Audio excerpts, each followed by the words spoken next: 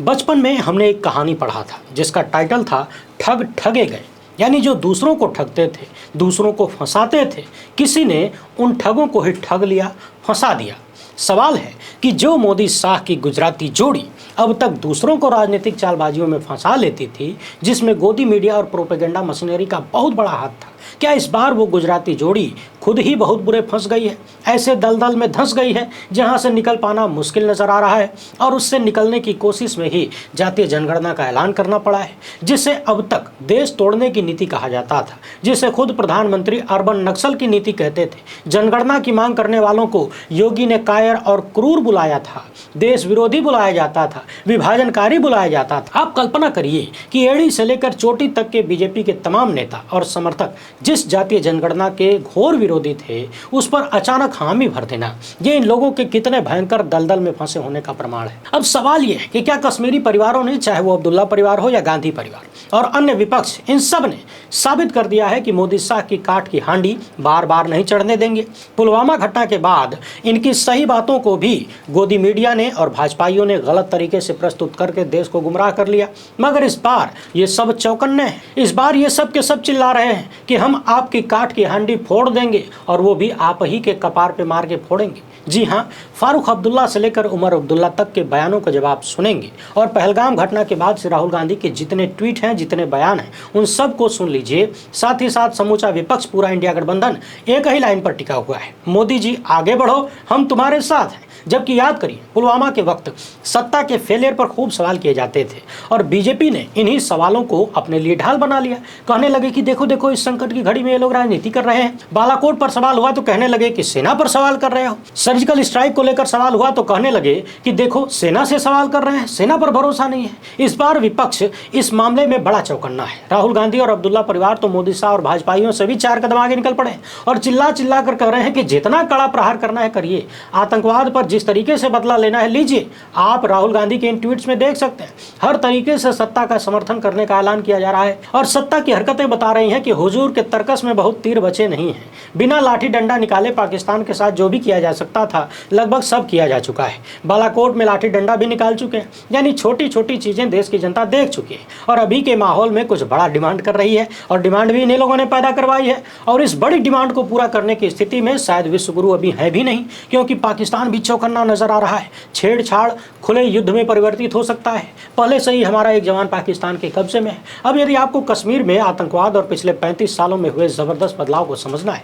तो वहां के पूर्व मुख्यमंत्री और वर्तमान मुख्यमंत्री के पिता की भाषा में आए बदलाव को समझना होगा। 35 साल पहले उन्होंने जो भविष्यवाणी की थी, वो कैसे सच हुई। गृह मंत्री की बेटी की किडनैपिंग के बाद कैसे पूरी कहानी पलट गई, फारूक अब्दुल्ला को किसने दी थी धमकी, इसका असर क्या हुआ, उसे समझना होगा। और इन 35 सालों में कश्मीर की जनता के भीतर जो बदलाव आया है, उसे देखना होगा। आपको ये वीडियो आखिर तक देखना होगा। एकदम आसान भाषा में पूरी कहानी आपको बताएंगे। एक इंटरव्यू में जम्मू कश्मीर के पूर्व मुख्यमंत्री ने जो बातें कही हैं, वो भी बड़ी महत्वपूर्ण है। आपसे कहना बस इतना है कि आखिर तक बने रहिएगा। जल्दबाजी में निकल गए तो समझना मुश्किल हो जाएगा कि गुजराती जोड़ी इस वक्त कैसे दलदल में फंसी है। पहली बार है तो चैनल को सब्सक्राइब करके घंटी बजा दीजिए टन से। हर एक वीडियो को लाइक और शेयर करना जरूरी होता है। ये सारे काम बिल्कुल फ्री है, यानी मुफ्त में आप इस चैनल को मजबूत कर रहे हैं। 2 सेकंड लगता है, अभी निपटा लीजिए। इसके अलावा आपको मालूम है कि हम किसी धन्ना सेठ या राजनीतिक दल के दम पर नहीं चलते, तभी उन मुद्दों पर खुल के बात हो पाती है जिन्हें छुपाने के लिए गोदी मीडिया को पैदा किया गया है। हमारा काम पसंद आता हो तो इस QR कोड या मोबाइल नंबर का प्रयोग करते हुए जो भी हो सके आर्थिक सहयोग भेजने का प्रयास जरूर करें। बहुत बहुत धन्यवाद। अब टकटकी लगाकर सुनते जाइए। 1990 का वक्त था। फारूक अब्दुल्ला जम्मू और कश्मीर के मुख्यमंत्री थे। उन्होंने भारत और पाकिस्तान के बीच शांति वार्ता की वकालत की। एक पब्लिक मीटिंग में कह दिया कि हमें अपने पड़ोसियों के साथ शांति से रहना होगा, युद्ध और आतंकवाद से कोई नहीं जीत पाता। फारूक का ये बयान कुछ लोगों को हजम नहीं हुआ। अब्दुल्ला को पाकिस्तान समर्थक कहकर निशाना साधा गया, मगर उन्होंने हार नहीं मानी। साल 2000 में जब अटल बिहारी वाजपेयी ने पाकिस्तान के साथ शांति प्रक्रिया शुरू की, तो उसका समर्थन करने वालों में फारूक अब्दुल्ला सबसे आगे थे। 25 साल बाद आज वही फारूक अब्दुल्ला पाकिस्तान के साथ बातचीत के पक्ष में नहीं है। वे आतंकियों को सबक सिखाने की बात करते हैं। कहते हैं कि पहलगाम में मारे गए लोगों के परिवारों से क्या कहेंगे कि बात कर रहे हैं। वे बालाकोट से भी ज्यादा निर्णायक फैसले की बात करते हैं। जम्मू कश्मीर के 3 बार के पूर्व सीएम के इस बयान का मतलब है कि कश्मीर की सियासत बदल चुकी है। पाकिस्तान अपने ही गेम में फंस चुका है। कश्मीर को जीतने का उसका सपना अब कभी भी शायद पूरा नहीं हो पाएगा और कश्मीर के नेताओं के साथ जनता की नजरों में भी वो गिर चुका है। घाटी में आतंकियों ने गैर मुसलमानों को मारा और ये वैसे ही है जैसे कश्मीरी पंडितों पर हमला हुआ। कश्मीरी पंडितों के पलायन से घाटी का मिजाज हमेशा के लिए बदल गया। कश्मीरी इस बात को समझते हैं, इसलिए आज हिंदुओं के कत्लेआम पर चिल्ला रहे हैं, पाकिस्तान के खिलाफ आवाज बुलंद कर रहे हैं। 1990 में जब कश्मीरी पंडितों पर हमले बढ़े तो फारूक ने सुरक्षा बलों को निर्देश दिया कि अल्पसंख्यक समुदायों की सुरक्षा की जाए। अनंतनाग में एक पंडित परिवार पर हमला हुआ तो उन्होंने स्थानीय प्रशासन को निर्देश दिया कि परिवार को सुरक्षित स्थान पर ले जाया जाए, उनकी संपत्ति की रक्षा की जाए। मगर कश्मीरी पंडितों को बचाया नहीं जा सका, वे पलायन के लिए मजबूर हुए और फारूक अब्दुल्ला को कश्मीरी पंडितों के पलायन के लिए आलोचना का सामना करना पड़ा। 2022 में द कश्मीर फाइल्स फिल्म के रिलीज होने पर उन्होंने कहा था कि मेरा दिल आज भी कश्मीरी पंडितों के लिए दुखता है, अगर मैं दोषी हूं तो मुझे फांसी दे दीजिए। 3 साल बाद जम्मू कश्मीर के पूर्व मुख्यमंत्री आतंकियों के लिए सजा की मांग कर रहे हैं, कह रहे हैं कि वे हमले में मारे गए लोगों से क्या कहेंगे। तो ये सिर्फ फारूक अब्दुल्ला को नहीं, नरेंद्र मोदी को भी सोचना है कि वे हमले में मारे गए लोगों के परिवारों से क्या कहेंगे। क्या ये पूछेंगे कि अपनी जात बताओ, जातीय जनगणना के अनुसार? क्योंकि पहलगाम के हमले ने इस देश के मासूमों की जिंदगी हमेशा के लिए बदल दी है। कोच्चि के 8 साल के जुड़वा भाइयों के लिए लेट्स प्ले का मतलब अब खुशी नहीं है, क्योंकि आतंकियों की गोली का शिकार होने से ठीक पहले उनके दादा एन रामचंद्रन ने भी यही कहा था, लेट्स प्ले। पल्लवी राव का बेटा बैसरन में अपने पिता को आखिरी सांसें लेते हुए देख चुका है, वो सदमे में है, उसने बात करना बंद कर दिया है। मरने से पहले पल्लवी के पति मंजुनाथ राव ने कहा था कि कश्मीर आने का सपना पूरा हुआ, लेकिन ये सपना अब डराने लगा है। अरुणाचल प्रदेश की चारों कामुआ के पति आतंकियों की गोली के शिकार हुए। उनकी शादी को सिर्फ 4 महीने हुए थे और एयरफोर्स का ऑफिसर अब इस दुनिया में नहीं है। कामुआ सुन्न हो चुकी हैं और पुरुष रिश्तेदारों से बात करने से भी कतराती हैं। कानपुर के शुभम द्विवेदी की पत्नी ऐशान्या ने अपनी आंखों के सामने उन्हें गोली खाते हुए देखा है और अब वे सरकार से मांग कर रही हैं कि उनके पति के हत्यारों को उनके परिवार के सामने मार देना चाहिए, जैसे उन्होंने हमारे परिवार को मारा है। तो इसका फैसला अब प्रधानमंत्री को करना है, क्योंकि Narendra Modi is the master of the game और ये बात जम्मू कश्मीर का पूर्व मुख्यमंत्री कह रहा है। तो समझ लीजिए कि मोदी पर कितना दबाव है और इस देश की सियासत को कौन नचा रहा है। राहुल गांधी ने कहा कि फैसला नरेंद्र मोदी को लेना है, तो क्लियर हो जाता है कि विपक्ष झुकने के मूड में नहीं है और उसने सारी गोटियां मोदी के झोले में डाल दी है और मोदी एक ऐसी बिसात पर घिर चुके हैं जहां से निकलना संभव नहीं है। देश पहलगाम में मारे गए 28 लोगों की मौत का बदला लेने के लिए सत्ता की तरफ देख रहा है, मगर सत्ता ने इस देश की जनता की जात गिनने का फैसला किया है और यह भी विपक्ष के दबाव में हुआ है। तो क्या विपक्ष के दबाव में मोदी सत्ता पहलगाम का बदला भी लेगी? वैसे मिलिट्री को खुली छूट देने की बात कर दी गई है, जैसे कि अब तक उसके हाथ बांध कर रखे गए हो। और फारूक अब्दुल्ला कोई साधारण व्यक्ति नहीं है।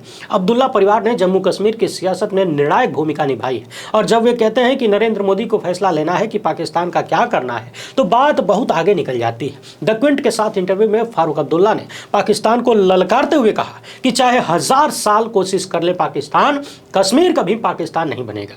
सोचा था कि उन्हें बात समझ में आ जाएगी, लेकिन मैं गलत था। उन्होंने सवाल उठाया कि क्या पूर्वी पाकिस्तान मुस्लिम नहीं था? अगर इस्लाम एकजुट करने वाला था तो उन्होंने पाकिस्तान के खिलाफ क्यों लड़ाई लड़ी? बांग्लादेश क्यों बना? और यह पहली बार नहीं है जब आतंक को इस्लाम से जोड़ने वालों के खिलाफ फारूक ने आवाज बुलंद की हो। 2023 में पुंछ के आतंकी हमले के बाद उन्होंने कहा था कि आतंकवाद इंसानियत के खिलाफ है, ये न तो इस्लाम का हिस्सा है न ही कश्मीरियत का, ये किसी भी समुदाय के लिए स्वीकार्य नहीं है। जम्मू कश्मीर के पूर्व मुख्यमंत्री ने कहा कि पहलगाम का हमला हिंदू मुस्लिम में दरार डालने वाला है। आतंकी सोचते हैं कि हिंदुओं और मुसलमानों के बीच भारत में पिछले 10 साल से जो विभाजन चल रहा है उसे और बढ़ाया जा सकता है, लेकिन हमारी कौम समझ चुकी है कि ये दुश्मन हमारे घावों को और गहरा कर रहे हैं। हमें इनके सामने झुकना नहीं है, हमें एकजुट होकर इनका मुकाबला करना है। और जम्मू कश्मीर के लोगों ने जिस तरह एकजुट होकर जवाब दिया है वो इतिहास का नया अध्याय है। उन्होंने कहा कि 35 साल बाद मैंने कश्मीर और जम्मू में लोगों को इस तरह से सड़कों पर उतरते हुए देखा है, ऐसा पहले कभी नहीं हुआ था। यह किसी पॉलिटिकल पार्टी का कार्यक्रम नहीं था, जनता खुद अपनी मर्जी से सड़कों पर आई थी और पाकिस्तान के खिलाफ आवाज उठाने में कोई हिचक नहीं दिखाई गई। दुनिया जानती है कि कैसे कश्मीर के लोगों ने घायलों की उनकी मदद की, अपनी जान जोखिम में डालकर 1000 पर्यटकों में से अधिकांश को बचाया। घुड़सवार हो या चाय वाला या गोलगप्पे बेचने वाला, किसी ने भी अपनी जान की परवाह नहीं की। सब एक दूसरे को बचाने में लगे रहे और इसी बात से पाकिस्तान को डर लगता है, इसी भाईचारे से, इसी प्रेम से पाकिस्तान को डर लगता है और यह बदलाव कश्मीर का भविष्य तय करेगा। मगर ध्यान देने वाली बात यह है कि फारूक अब्दुल्ला ने कश्मीर का भविष्य 35 साल पहले ही देख लिया था। 8 दिसंबर 1989। 23 साल की रुबैया सईद एक मेडिकल इंटर्न थी। उनके पिता मुफ्ती मोहम्मद सईद भारत के गृह मंत्री थे, मगर उनकी बेटी रुबैया सईद का जम्मू कश्मीर लिबरेशन फ्रंट के आतंकवादियों ने श्रीनगर में अपहरण कर लिया। फारूक अब्दुल्ला इस समय जम्मू कश्मीर के मुख्यमंत्री थे। ये दौर जम्मू कश्मीर में आतंकवाद के सिर उठाने का था। गृह मंत्री की बेटी का अपहरण एक ऐसी घटना थी जिसने दिल्ली की सरकार को हिला दिया। फारूक उस वक्त लंदन में छुट्टियां मना रहे थे। जब उन्हें अपहरण की खबर मिली तो वे तुरंत दिल्ली लौटे और तत्कालीन प्रधानमंत्री वीपी सिंह और गृह मंत्रालय के अधिकारियों के साथ बैठक की। आतंकवादियों ने रुबैया की रिहाई के बदले JKLF के 5 आतंकवादियों गुलाम नबी भट्ट, नूर मोहम्मद कलवाल, मोहम्मद अल्ताफ, मुश्ताक अहमद जरगर और एक अन्य को रिहा करने की मांग रखी। फारूक अब्दुल्ला ने आतंकवादियों के सामने घुटने टेकने का विरोध किया। उन्होंने कहा कि एक बार आतंकवादियों के सामने झुकने का मतलब कश्मीर में आतंकी गतिविधियों को बढ़ावा देगा। उन्होंने दिल्ली की सरकार को आतंकवादियों से सौदेबाजी से बचने को कहा, मगर गृह मंत्री मुफ्ती मोहम्मद सईद के दबाव में रुबैया को बचाने के लिए सरकार आतंकवादियों की मांगे मानने को मजबूर हुई। उस समय वीपी सिंह की जनता दल सरकार बीजेपी की बैसाखियों पर टिकी थी और दिल्ली की सरकार ने फारूक अब्दुल्ला की सलाह को दरकिनार करते हुए 5 आतंकवादियों को रिहा करने का फैसला किया। तब फारूक अब्दुल्ला ने दावा किया था कि केंद्र सरकार ने उन्हें धमकी दी थी कि अगर आतंकवादियों को रिहा नहीं किया गया तो उनकी सरकार को बर्खास्त कर दिया जाएगा और वे इस सौदे के खिलाफ गए तो उनकी सरकार को भी हटा दिया जाएगा।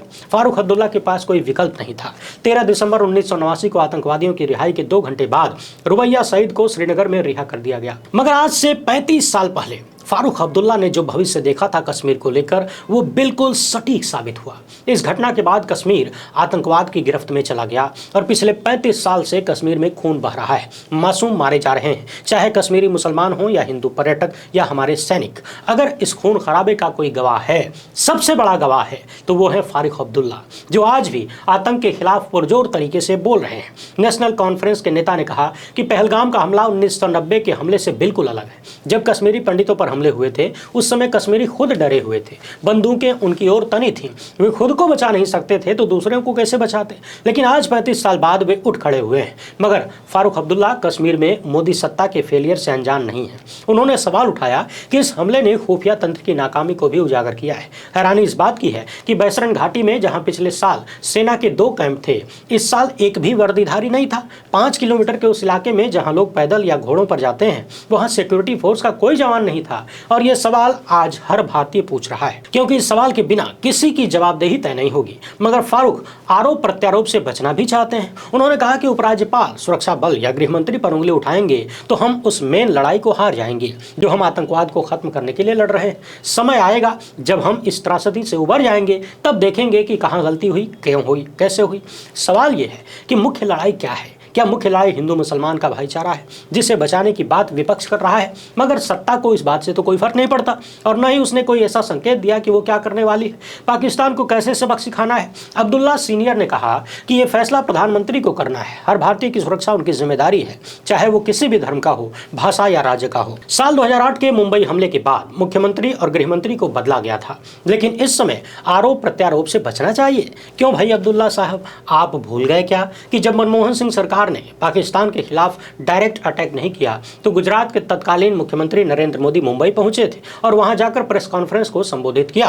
आज आप ये कहते हैं कि आरोप प्रत्यारोप का समय नहीं है, तो फिर किस समय जवाब मांगा जाएगा? क्या विपक्ष की सरकारों के दौरान भाजपाई ऐसा कर पाते हैं और कर पाएंगे? क्या आपको पता नहीं है कि गोदी मीडिया के जरिए कैसे प्रोपेगेंडा किया जा रहा है? क्या आपको मालूम नहीं है कि इस देश की याददाश्त बहुत कमजोर है? पहलगाम हमले के बाद जम्मू कश्मीर विधानसभा ने एक सुर में हमले की निंदा की। मुख्यमंत्री उमर अब्दुल्ला ने भावुक होकर 26 पीड़ितों के नाम पढ़े और कहा कि वे पर्यटकों को ताबूत में वापस नहीं भेजना चाहते थे, मगर 26 जिंदगियों की कीमत पर राज्य का दर्जा नहीं मांग सकते। और फारूक अपने बेटे से अलग स्टैंड लेते हुए कह रहे हैं कि ये दिल्ली के लिए मौका है कि वो जम्मू कश्मीर का राज्य का दर्जा तुरंत बहाल कर दे।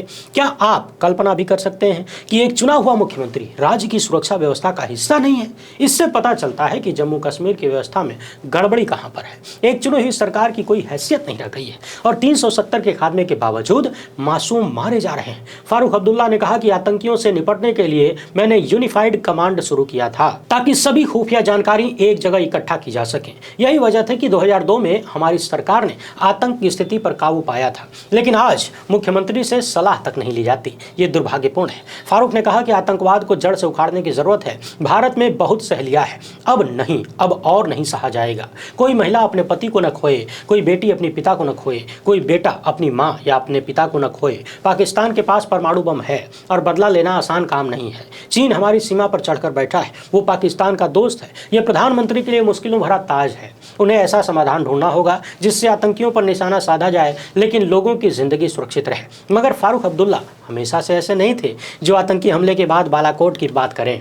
उन्होंने आतंकियों को मारने के बजाय जिंदा पकड़ने पर जोर दिया था ताकि आतंकियों के नेटवर्क और मास्टरमाइंड का पता लगाया जा सके। 2024 में बड़गाम में हुए एक आतंकी हमले के बाद फारूक ने कहा था कि हमें आतंकियों को जिंदा पकड़ना चाहिए और उनसे पूछना चाहिए कि उनके पीछे कौन है। क्या ये हमारी सरकार को अस्थिर करने की साजिश है? उनके इस बयान पर भी बवाल हुआ, लेकिन ये बयान आतंकवाद को जड़ से खत्म करने की रणनीति की ओर इशारा करता है। 2024 के गंदरबल हमले के बाद फारूक ने पाकिस्तान को चेतावनी देते हुए कहा था कि कश्मीर कभी पाकिस्तान नहीं बनेगा और आप भारत के साथ दोस्ती चाहते हैं तो आतंकवाद को रोकिए। और यही बात फारूक अब्दुल्ला अब ज्यादा जोर से दोहरा रहे हैं कि पाकिस्तान 1000 साल तक कोशिश करे, कश्मीर पाकिस्तान नहीं बनेगा। याद रखिए कि हमले के बाद जम्मू कश्मीर में सुरक्षा बल आतंकियों की तलाश में जुटे हैं, बुलडोजर चल रहे हैं और इस प्रक्रिया में निर्दोष कश्मीरियों का घर भी कथित रूप से उजड़ रहा है।